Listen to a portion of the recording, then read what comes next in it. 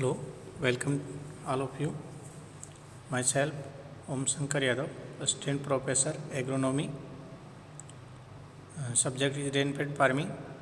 And today topic is principle of watershed management. Watershed management के principles.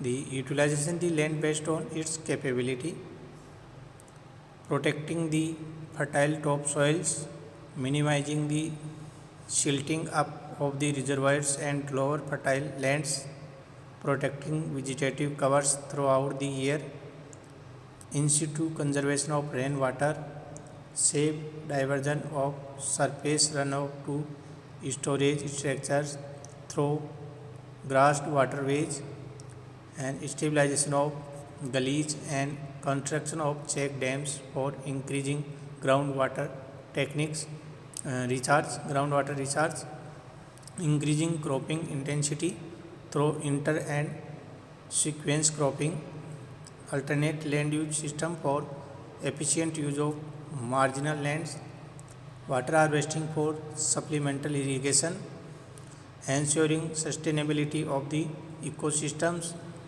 maximizing farm income through agricultural related activities such as dairy, poultry, sheep and goat farming, improving infrastructure facilities for storage, transport and agricultural marketing, setting up of small scale agro industries and improving socio-economic status of farmers. These are the principles of watershed management. And the action plan for watershed development is step in watershed management. Action plan और steps, किस किस steps के आधार पे watershed development किया जाता है. The identification and selection of watershed, the boundaries of the watershed has to be marked and by field survey starting from the lowest point of the water course and proceeding upward to the ridge lines. The area may vary as low as 100 hectare to as high as 10,000 hectares. Lower point से marking करते जाते हैं और top line तक जो ridge है वहाँ तक इसको मार्किंग करते हैं, उसका पता लगाते हैं कहाँ कहाँ से वाटर इस आउटलेट पे आएगा. Description of watershed are basic information has to be collected on, किस किस पे बेसिक इन्फॉर्मेशन लेनी है. लोकेशन, किस जगह पे है. एरिया, शेप एंड स्लोप, कितने एरिया में है, किस प्रकार का शेप है, स्लोप है. वहाँ का क्लाइमेटिक कंडीशन कैसा है, वहाँ की सॉइल यानी geology, hydrology, physical, chemical and biological properties, erosion level. These information about soil and information about vegetation, native and cultivated species. वहाँ की नेटिव स्पीशीज़ कौन कौन से हैं, कल्टिवेटेड स्पीशीज़ कौन कौन से हैं. लैंड कैपेबिलिटी, उसका किस प्रकार से यूज हो रहा है. प्रजेंट लैंड यूज पैटर्न, वो प्रजेंट में उस लैंड का यूज किस प्रकार किस पैटर्न पे हो रहा है. Crop pattern, cropping system and management, crop pattern और क्रॉपिंग सिस्टम और उसका मैनेजमेंट कैसा चल रहा है. Farming system, adopted economics of farming, man power resources, socio economic data. ये भी करेक्ट करते हैं कि फार्मिंग सिस्टम कौन सा अडोप्ट किया जा रहा है, इकोनॉमिक कंडीशन क्या है फार्मर्स की, वहाँ मैन पावर रिसोर्सेज क्या है और सोशियो इकोनॉमिक कैसी है. इंफ्रास्ट्रक्चर एंड इंस्टीट्यूशनल फैसिलिटीज़, वहाँ क्या क्या इंफ्रास्ट्रक्चर प्रेजेंट में डेवलप है और इंस्टीट्यूशनल फैसिलिटी क्या क्या है. ये चीज़ें वहाँ से कलेक्ट की जाती है. Analyse of problems and identification of available solutions, data collect करने के बाद भी वहाँ की जो प्रॉब्लम्स है उनकी एनालाइज की जाती है, क्या क्या प्रॉब्लम्स है और उसका अवेलेबल सॉल्यूशन क्या हो सकता है, इसके बारे में एनालाइज किया जाता है. Digging of the technology components, soil and moisture conservation measures, soil moisture conservation measures क्या क्या अपना सकते हैं. Run of collection, storage and recycling. Run of जो वाटर होता है उसका कलेक्शन, स्टोरेज कहाँ करेंगे, कैसे करेंगे और recycling. Optimal land use and cropping system, land का ऑप्टिमम यूज हो और क्रॉपिंग सिस्टम डेवलप हो। Alternate land use system and farming system, land का अल्टरनेट यूज क्या हो सकता है और farming system. Other land treatment measures, सेलाइन alkaline degraded land के लिए treatment, development of live stock and other allied activities, ground water recharge and augmentation, preparation of base map of watershed incorporating all features of geology, hydrology, physiography, soil and proposed development measures for each part of the watershed। Watershed बनाना है उसके पहले ये prepare करते हैं। Then cost benefit analyse to indicate estimated cost of each component activity, total cost of project and expected benefits. Project अपन बनाने हैं उसकी एस्टिमेटेड कॉस्ट क्या आएगी और उसका बेनिफिट क्या होगा। Fixing the time for frame to show time of start, duration of project, time frame for completion of each component activity along with the department agency to be involve in each component activities. किस किस activity का, project का किस किस समय पे activation होगा और कब वो पूरा होगा। Monitoring and evaluation to assess the progress of the project and to suggest modification if any।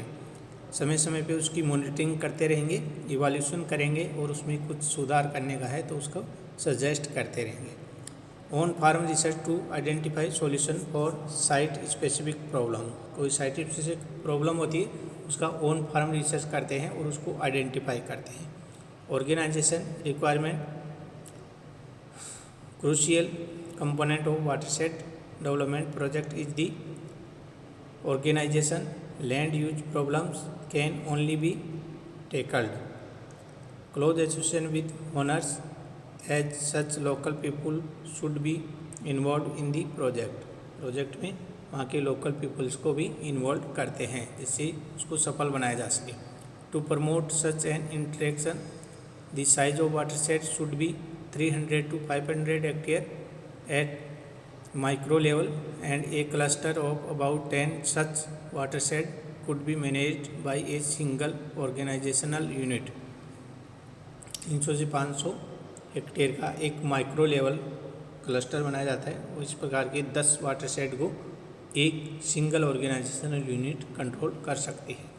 Development agency at unit level may be an ideal organization for implementing the project, since no project can be successful without people's participation। The watershed development agency should incorporate selected representatives of the local peoples। local peoples के सहयोग के बिना कोई भी project successful नहीं होगा।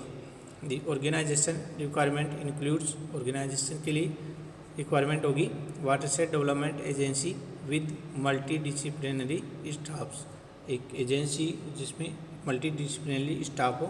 Training to personnels, उनको training के लिए, ट्रेनिंग टू फार्मर्स, फार्मर्स को ट्रेनिंग देनी है और तब जा कर के एक सक्सेसफुल टीम तैयार होती है। वाटरशेड मैनेजमेंट कंपोनेंट्स, तो कंपोनेंट्स हैं soil and water conservation measures. पहला जो कंपोनेंट है वह सॉइल एंड वाटर है। वाटर हार्वेस्टिंग, दूसरा कंपोनेंट वाटर हार्वेस्टिंग, उसको कलेक्ट करना। Crop management, alternate land use system and biomass management, land use classification. These are the point of watershed management components. Soil and water conservation measures, the measures could be with water harvesting help to improve the moisture availability in the soil profile and surface water availability for the supplemental irrigation based on the nature and type of hydraulic barriers and their cost। The conservation measures in arable land can be divided into 3 categories: permanent treatments, hardware treatment, semi permanent treatments, medium software treatment and temporary treatment means software treatment। permanent measurements क्या होंगे? These measurements are provided for improvement of relief physiography and drainage features of watershed aim to controlling soil erosion, regulating surface runoff and reducing peak flow rate. Bunds, terraces and waterways are the permanent measure in watershed management project. सबसे पहले soil erosion को कम करने के लिए permanent structures बनाते हैं। Waterways both with and without vegetation, grass waterways for safe disposal of run off water. Waterway बनाते हैं जिससे पानी बह करके हार्वेस्टिंग एरिया तक जा सके। Second is bunds, contour bunds suitable for low rainfall area where rainfall is less than 6 mm per year. There is bund or contour bund are made, and in permeable soils having slope up to 6%, और जहाँ पे slope 6% तक होता है वहाँ पे बंड्स बनाए जाते हैं। Graded bund suitable for high rainfall areas, जहाँ पे 600 mm से ज़्यादा रेनफॉल होती है वहाँ पे ग्रेडेड बंड बनाए जाते हैं। And for poor permeable soils having 2 to 6% slope and for soils having crust like चलका soils of Telangana, तो जहाँ पर क्रस्टिंग प्रॉब्लम होती है उस जगह पे ग्रेडेड बंड बनाए जाते हैं। Next traces, bench tracing suitable for soil having slopes 16 to 33%, bunch trace reduce both slopes length and degree of slopes. At Octacuman erosion rate decreased from 39 ton per hectare to less than 1 ton per hectare on 25% sloping land by bunch tracing। bunch tracing बनाते हैं जिससे land का slope वो reduce हो जाता है और उसकी डिग्री ऑफ स्लोप्स भी कम हो जाता है। Semi permanent measures, these are usually interbund treatment where field size are large in conventional bund areas. They are adopted to minimize the velocity of overland flow। जो वेलोसिटी होती है water flow की उसको कम करते हैं। These measures में lost for 2 to 5 years, 2 से 5 साल में ये सेमी परमानेंट मेजर्स है ये ख़त्म हो जाते हैं। स्मॉल सेक्शंस की लाइन्स बंड्स, ये स्मॉल सेक्शन बंड में be created across the slope at half of the vertical bond spacing which needs to be renovated at an interval of 2 to 3 years।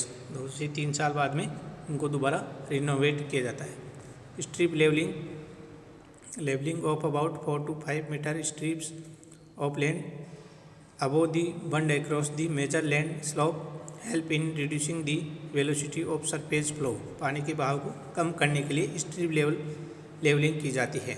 Strip levelling can be done by running blade harrows at an interval of 2 to 4 years। 2 से 4 साल के बाद में फिर levelling करते रहते हैं। Live birds, 1 or 2 live birds of 2 to 3 metre width on contour और on grade also serve the purpose, water velocity को और इरोजन को रोकने के लिए। The vegetation on the birds में बी एनुअल और पेरेनियल और बोथ। जो वेजिटेशन लगाएंगे उसके ऊपर लाइव बर्ड के ऊपर तो वो एनुअल भी हो सकता है पेरेनियल भी हो सकता है। वेजिटेटिव और लीवर बैरियर्स ऑन और 2 barriers of close growing grasses और legumes along the bund and at mid length of slope can filter the run off water और स्लो डाउन ओवरलैंड फ्लो। उसकी वाटर फ्लो की speed को कम करने के लिए ये बनाए जाते हैं। खुश्क grass is widely recommended as vegetative barriers. खुश्क ग्रास जो होती है उसको उगाया जाता है वेजिटेटिव बंड के लिए। Temporary measurement and software treatment, these are simple treatment for in situ moisture conservation and need to be recommend और रिनोवेशन एवरी ईयर्स। हर साल बनाए जाते हैं इन सिटू कंजर्वेशन के लिए। Simple practice like contour farming, compartmental bunding, broad bed and furrows, dead furrows, tillage and mulchings are have gained wide acceptance in the recent past। ये temporary treatment है जो सोइल कंजर्वेशन बढ़ाने के लिए किए जाते हैं। And the end.